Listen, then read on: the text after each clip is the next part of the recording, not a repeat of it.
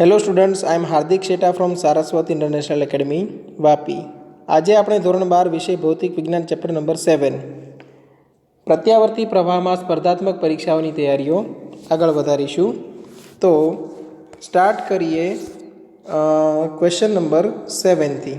બરાબર, લાસ્ટ આપણે લેક્ચરમાં અમુક ક્વેશ્ચન્સનું સોલ્યુશન જોયેલું, હજુ પણ આજે અમુક ક્વેશ્ચન્સનું સોલ્યુશન કરીશું. બરાબર, દર વખતની જેમ તમે પણ વિડીયો સ્ટાર્ટ કરો, ક્વેશ્ચન રીડ કરો, વિડીયોને સ્ટોપ કરીને પહેલાં જાતે સોલ્યુશન કરો, પછી વિડીયો સ્ટાર્ટ કરીને ચેક કરો કે આન્સર રાઈટ છે કે રોંગ. તો ભણવાની પણ તમને મજા આવશે. બરાબર, તો તમને આપેલું છે, જુઓ, એક ટ્રાન્સફોર્મરની કાર્યક્ષમતા 90% છે. ટ્રાન્સફોર્મરની કાર્યક્ષમતા એટલે ઈટા ઇક્વલ ટુ 90%, અને વેલ્યુમાં જુઓ તો શું હોય? 0.9. આ થિયરીમાં આપણે ડિસ્કશન કરેલું છે આનું.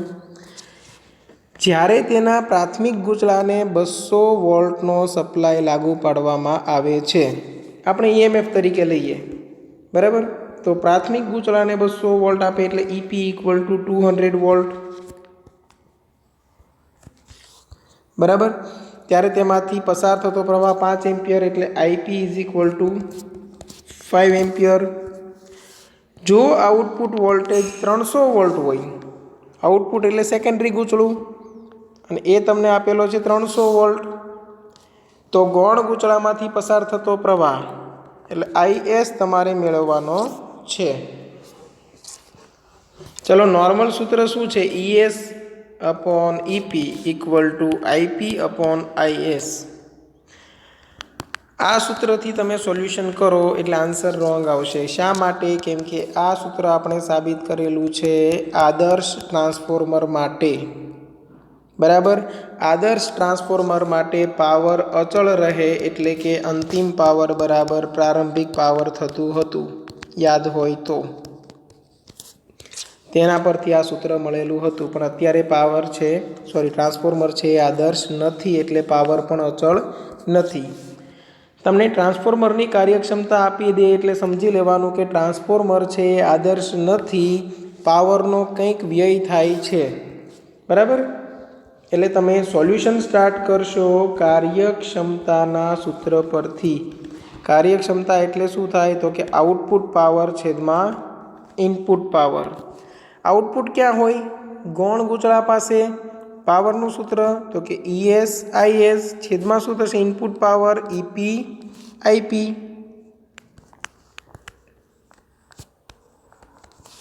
અને કાર્યક્ષમતા તમને ઈટા આપેલી છે. હવે ખાલી કિંમતો મૂકી દો એટલે આન્સર આવશે. ચલો, ઈટા બરાબર 90% એટલે કે 0.9 equal to ES IS. ES 300, IS મેળવવાનું છે. ES 300, IS મેળવવાનું છે. EP IP 200 અને IP 5. બરાબર, IS ને સૂત્રનો કરતા બનાવો. અહીંયા જો 2 0 તો પહેલેથી જ કેન્સલ આઉટ થઈ જાય છે. બરાબર, એટલે આવશે 0.9 ઇન્ટુ 2 ઇન્ટુ 5 ડિવાઈડ બાય 3, એટલે 9/3 કરશો તમને 3 એમ્પિયર પ્રવાહ મળશે.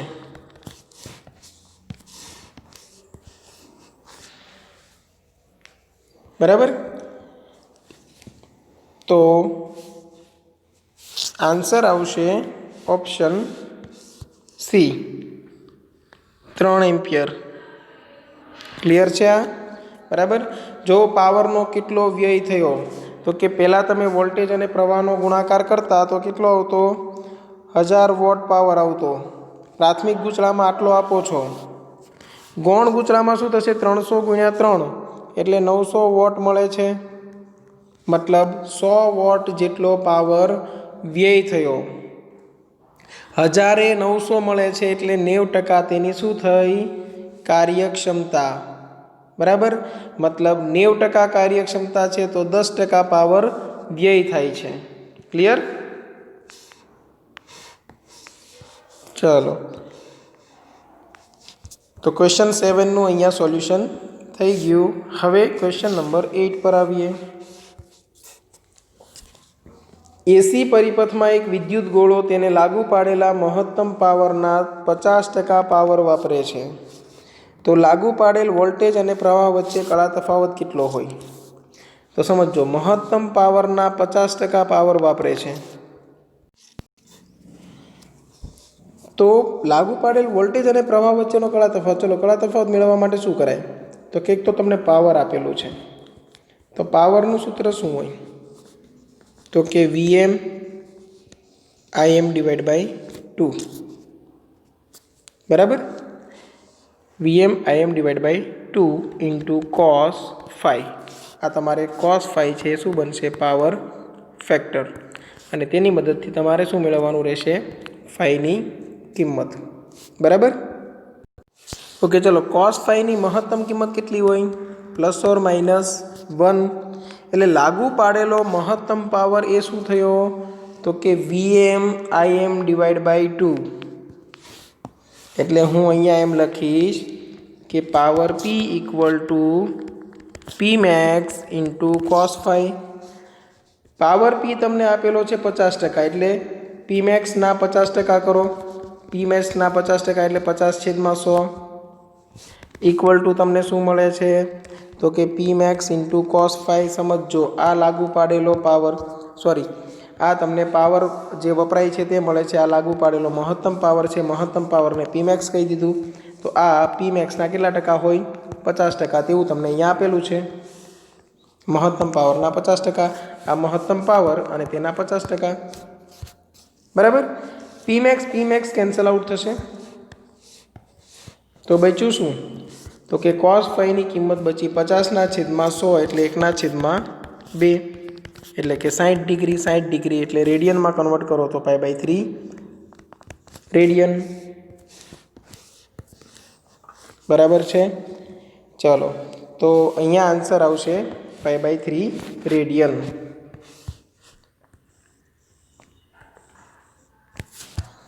ઓકે, ચાલો હવે નેક્સ્ટ ક્વેશ્ચન જોઈએ. તમને આપેલું છે V equal to 10 sin 314t. 10 sin 314t EMFના એક ઉદ્ગમને 20 મિલી હેનરીનો એક ઇન્ડક્ટર, 100 માઇક્રોફેરાડેનો એક કેપેસિટર, 50 ઓહમનો એક અવરોધ શ્રેણીમાં જોડેલ છે, તો પરિપથમાં પાવર વ્યય શોધો. પરિપથમાં શું શોધવાનું છે? પાવર વ્યય, બરાબર? હવે આના માટે તો બહુ બધા કેલ્ક્યુલેશન તમારે કરવા પડશે. સમજો, પહેલા જેટલી તમને ઇન્ફોર્મેશન મળે તે અલગ કરો. અહીંયા V બરાબર VM sin ωt સાથે સરખાવો, તો VM શું છે? 10. એટલે મને પહેલી ઇન્ફોર્મેશન મળી VM ઇક્વલ ટુ 10 વોલ્ટ.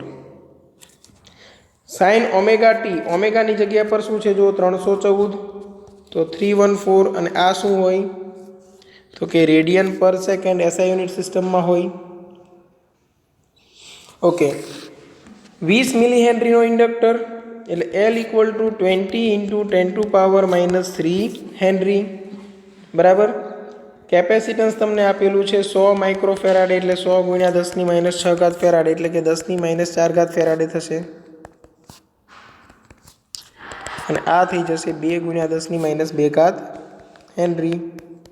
20ની જગ્યાએ આપણે 2 કરી દીધા, બરાબર? અવરોધ આપેલો છે તમને 50 ઓહમ. આ પરિપથનો પાવર વ્યય શોધવાનો છે, તો સૌથી પહેલાં તમને IMની જરૂર પડશે ને, કેમ કે પાવર વ્યયનું સૂત્ર તો આ છે VM IM/2 into cos phi, બરાબર? તો હવે સમજો, IM મેળવવા માટે તમને XL અને XC બંનેની જરૂર પડશે. એટલે સૌથી પહેલાં XL ઇક્વલ ટુ તમે ωL કરશો. ચલો, કરી શકો, જાતે જ તમે આ ગુણાકાર કરી શકો છો, બરાબર? તમને હિન્ટ આપી દઉં છું. XC ઇક્વલ ટુ શું થશે? 1/ωc. આ કેલ્ક્યુલેશન પણ જાતે કરી શકો, બરાબર? હવે શું કરવાનું છે? Z મેળવવાનું છે. તો ઝેડ મેળવવા માટે શું કરાય? વર્ગમૂળમાં r² into xc minus xl કૌંસ ઉપર વર્ગ, એટલે અહીંયા તમને મળી જશે ઝેડ. ચલો અહીંયા સુધી બધું ક્લિયર હશે. એક્સએલ મેળવશો, પછી એક્સસી મેળવશો અને બંનેની મદદથી ઝેડ મેળવશો. અને ઝેડ મળી જાય એટલે તમને આઈએમ મળશે. આઈએમ શેની મદદથી મળશે? VM divide by Z. VM તમને આપેલું છે એટલે આઈએમ મળી જશે. હવે પાવરના સૂત્રમાં અપ્લાય કરો. VM IM by 2 into cos 5. આપણી પાસે વીએમ છે, આઈએમ છે, ડિવાઈડ બાય 2 પણ છે. cos 5 બરાબર થાય r ડિવાઈડ બાય ઝેડ. કઈ રીતે આવ્યું? તો કે અહીંયા તમને ખબર હોય તો 5 હતું, અહીંયા હતું xc માઇનસ xl, અહીંયા હતું r અને અહીંયા હતું ઝેડ. તો cos 5 બરાબર શું થાય? પાસેની બાજુ છેદમાં કર્ણ, એટલે r ના છેદમાં શું થશે? ઝેડ. બરાબર. હવે જો આમાં તમારે બધી કિંમતો મૂકવાની છે. વીએમ પણ મૂકવાની છે, આઈએમ પણ મૂકવાનું છે, ડિવાઈડ બાય 2 r અને ઝેડ બધી જ કિંમત તમારી પાસે છે. જો વીએમ અહીંયા છે, આઈએમ અહીંયા મેળવેલું છે, આરની કિંમત આપેલી છે, ઝેડ અહીંયા મેળવેલું છે. બસ બધું અહીંયા મૂકી દેશો એટલે તમારો આન્સર આવી જશે. અને આન્સર આવશે અપ્રોક્સિમેટ 0.79 વોટ. એટલે આ એક કેલ્ક્યુલેશન કરીને ચેક કરી લેજો. બરાબર. ચાલો, તો આ ક્વેશ્ચન નંબર 9નું સોલ્યુશન થયું. ઓકે. એટલે ઓલવેઝ પાવરનું જે સૂત્ર છે, પાવર તમને પૂછે એટલે પાવરનું સૂત્ર મૂકો અને તેમાં ખૂટતી રાશિઓ મેળવો. આપણી પાસે આ વીએમ હતું, આઈએમ અને cos 5 નહોતું. આઈએમ મેળવવા માટે ઝેડની જરૂર પડી, ઝેડ મેળવવા માટે એક્સએલ એક્સીની જરૂર પડી, એટલે આપણે શરૂઆત ત્યાંથી કરેલી. જુઓ. બરાબર. એટલે આ બધી વસ્તુઓનો ધ્યાન રાખવું. ખાલી એક મેપ બનાવી લેવાનો કે મારે આ સૂત્ર વાપરવાનું છે, તેમાં આટલી વસ્તુઓ ખૂટે છે તો તે મેળવવા માટે કોશિશ કરવાની. ચલો, અહીંયા સુધી બધાને ક્લિયર હશે. ઓકે. હવે નેક્સ્ટ ક્વેશ્ચન પર આગળ વધીએ. ઓકે, નેક્સ્ટ ક્વેશ્ચન રીડ કરો. જુઓ. જ્યારે એક ઇન્ડક્ટરને 12 વોલ્ટ ડીસી સ્ત્રોત સાથે જોડવામાં આવે ત્યારે તેમાંથી 4 એમ્પિયર પ્રવાહ વહે છે. બરાબર. અને પાછું સાથે સાથે લખેલું છે. જુઓ કે જો આ ઇન્ડક્ટરને 12 વોલ્ટ 50 હર્ટ્ઝ એસી સ્ત્રોત સાથે જોડવામાં આવે તો પાછો પ્રવાહ વહે છે 2.4 એમ્પિયર. તો ઇન્ડક્ટરનું ઇન્ડક્ટન્સ શોધો. હવે સમજો કે એસી પ્રવાહ જોડો છો ત્યારે પ્રવાહમાં ફેરફાર થાય છે. બરાબર.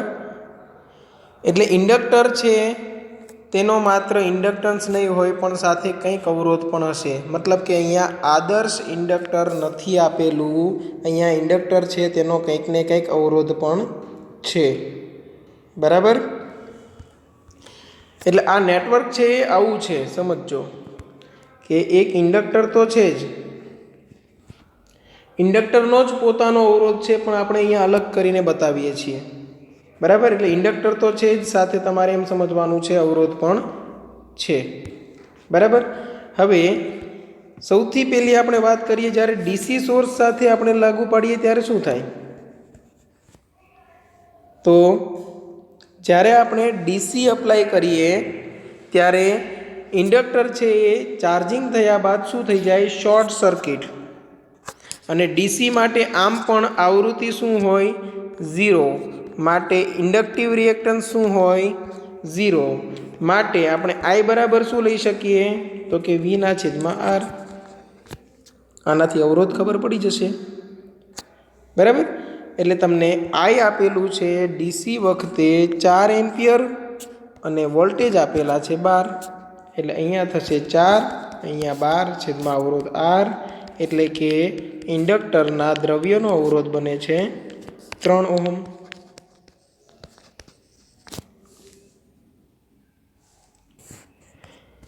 ચલો, તો આ ડીસીની જે માહિતી આપેલી હતી ડીસી પ્રવાહની, તેનાથી આપણને એક મદદ મળી ગઈ કે પરિપથનો અવરોધ ખબર પડી ગઈ. બરાબર ને. હવે એસી સોર્સ સાથે જોડીએ ત્યારે શું થશે? તો એસી સ્ત્રોત માટે તમને એક્સએલ મળશે, બરાબર, કેમ કે આ વખતે આવૃત્તિ 0 નથી. તો ત્યારે તમે શું કરશો, IRMS કિંમત equal to VRMS divide by Z. IRMS તમને આપી દીધું છે 2.4 એમ્પિયર વહે છે. જો અહીંયા ક્વેશ્ચનમાં જોઈ લો, અહીંયા આપેલું છે, જો આ ઇન્ડક્ટરને 12 વોલ્ટ 50 હર્ટ્ઝ એસી સ્ત્રોત સાથે જોડવામાં આવે તો 2.4 એમ્પિયર પ્રવાહ વહે છે, બરાબર. તો એ પ્રવાહ કેવો હોય, આરએમએસ પ્રવાહ જ હોય. અને 12 વોલ્ટનો સ્ત્રોત હોય તો સ્ત્રોત વોલ્ટેજ પણ કેવા હોય, એસી જ હોય. સમજ પડી? તો એ સ્ત્રોત વોલ્ટેજ છે એ આરએમએસ કિંમત હશે. ઝેડ બરાબર શું થાય, તો કે વર્ગમૂળમાં R² પ્લસ XL² એટલે કે ω² L². બધી કિંમત આપણી પાસે છે એટલે આપણને આ મળી જશે. સમજો હવે શું કરવાનું છે, તો કે વર્ગમૂળમાં R² પ્લસ ω² L² ને સૂત્રનો કરતા બનાવો. ઓકે, એટલે અહીંયા આવશે 12 ડિવાઈડ બાય 2.4, બરાબર. હવે તો સોલ્યુશન સાવ ઇઝી છે. 12 ડિવાઈડ બાય 2.4 કરો એટલે 5 આવશે આન્સર. બંને બાજુ વર્ક કરી દો, બંને બાજુ વર્ક કરો એટલે વર્ગમૂળ નીકળી જશે. એટલે R² plus ω² L² equal to 25 થશે. R એટલે 3નો વર્ગ, ઓમેગા એટલે 2πf whole square, L² equal to 25. એટલે અહીંયા આવું થશે કે 2πf whole square into L² equal to 25 માંથી આ 9 જશે એટલે 16. બંને બાજુ પાછું વર્ગમૂળ લઈ લો એટલે 2πf અને L ઇક્વલ ટુ તમને મળશે 4, બરાબર. ઓકે, હવે અહીંયા એક મિસ્ટેક છે. આ જે 50 હર્ટ્ઝ છે ને તે મેં બાય મિસ્ટેક મેં 50 હર્ટ્ઝ લખેલું છે. આ લોકોએ આપેલું છે રેડિયન પર સેકન્ડ, એટલે કે આ ડાયરેક્ટ ઓમેગા આપી દીધું છે. અને ઓમેગા આપી દીધું છે એટલે આપણે અહીંયા કન્વર્ટ કરવાની જરૂર નથી. બસ આટલો જ ખાલી ચેન્જ છે. ω² L² એઝ ઇટ ઇઝ રાખો એટલે અહીંયા તમને ω_L ઇક્વલ ટુ મળી ગયું. અને ઓમેગાની કિંમત છે 50, L અને અહીંયા 4, તો 4 ભાગ્યા 50 કરશો એટલે 0.08 હેનરી આન્સર આવશે, બરાબર. કદાચ તમે પહેલેથી કેલ્ક્યુલેશન કરીને રાખેલું હશે તો આ એફના લીધે કદાચ આન્સર નહીં આવેલો હોય, પણ એ ચેક કરી લેજો કે અહીંયા સુધી તમારું રાઈટ હતું કે રોંગ, બરાબર. ઓકે, બાકી આ રીતે તમને કેલ્ક્યુલેશન કરતાં હવે આવડશે. ડીસી પ્રવાહ આપેલો હોય ત્યારે શું કરવું, એસી આપેલું હોય ત્યારે શું કરવું, એ બધું ખાસ ધ્યાનમાં રાખવું. ઓકે, હજુ એક ક્વેશ્ચન આપેલો છે. આપેલ નેટવર્કમાં અનુનાદ સમયે કેપેસિટરના 2 છેડા વચ્ચે મહત્તમ વોલ્ટેજ શોધો. આપેલ નેટવર્કમાં અનુનાદ સમયે કેપેસિટરના 2 છેડા વચ્ચે મહત્તમ વોલ્ટેજ શોધો, બરાબર. ઓપ્શન તમે અત્યારે જાતે હું તમને બોલી દઉં છું, 100 વોલ્ટ 200 વોલ્ટ 300 વોલ્ટ 400 વોલ્ટ ગમે તે, બરાબર. હવે એ તમારે મેળવવાનું છે.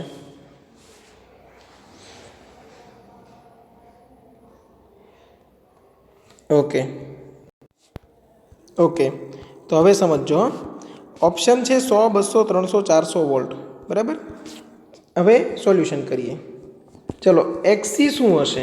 અહીંયા તો આપણને કેપેસિટન્સ આપેલું છે, અહીંયા ઇન્ડક્ટિવ રિએક્ટન્સ આપેલો છે. તો અહીંયાનો કેપેસિટિવ રિએક્ટન્સ શું હોય?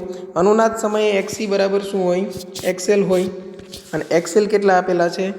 20 ઓહમ. એટલે બાકી કોઈ ચિંતા કરવાની નથી. બીજી વસ્તુ કે IM શું હોય? તો VM ડિવાઈડ બાય Z. તો VM ડિવાઈડ બાય Z ની જગ્યા પર તમે અનુનાદ સમયે Z બરાબર R લખી શકો. શા માટે? કેમ કે XC બરાબર XL છે, બરાબર. ઝેડનું સૂત્ર યાદ કરો તો કે વર્ગમૂળમાં √R² plus XC minus XL whole square.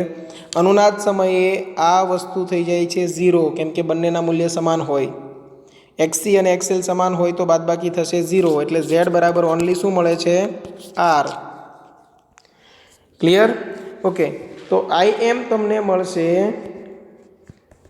VM એટલે અહીંયા જો મહત્તમ વોલ્ટેજ કેટલા દેખાય છે 10. અવરોધ તો કે કેટલો છે 2 ઓહમનો એટલે 10/2 બરાબર આ શું થઈ ગયું 5 એમ્પિયર. હવે કેપેસિટરના બે છેડા વચ્ચે મહત્તમ વોલ્ટેજ કેટલો તો કે VCM બરાબર મહત્તમ પ્રવાહ ઇન્ટુ કેપેસિટિવ રિએક્ટન્સ XC એટલે 5 ગુણ્યા આ કેટલું છે જુઓ XC આપેલું છે તમને 20 એટલે 100 વોલ્ટ આન્સર આવશે. થોડું આશ્ચર્યચકિત થઈ જવાય તેવું છે. કેમ કે સપ્લાય વોલ્ટેજના મહત્તમ વોલ્ટેજ માત્ર 10 છે પણ કેપેસિટરના બે છેડા વચ્ચે તમને મહત્તમ વોલ્ટેજ મળે છે 100 વોલ્ટ. બરાબર? એ આ જે સર્કિટ છે ને સમજો, આ જે સર્કિટ છે ને એ યુઝ થાય છે તમને અહીંયા ખાલી નોલેજ માટે કહી દઉં વોલ્ટેજ એમ્પ્લીફાયર તરીકે. વોલ્ટેજ એમ્પ્લીફાય કરવું એટલે વધારી દેવું, અચાનક મૂલ્ય છે વધારી દેવું.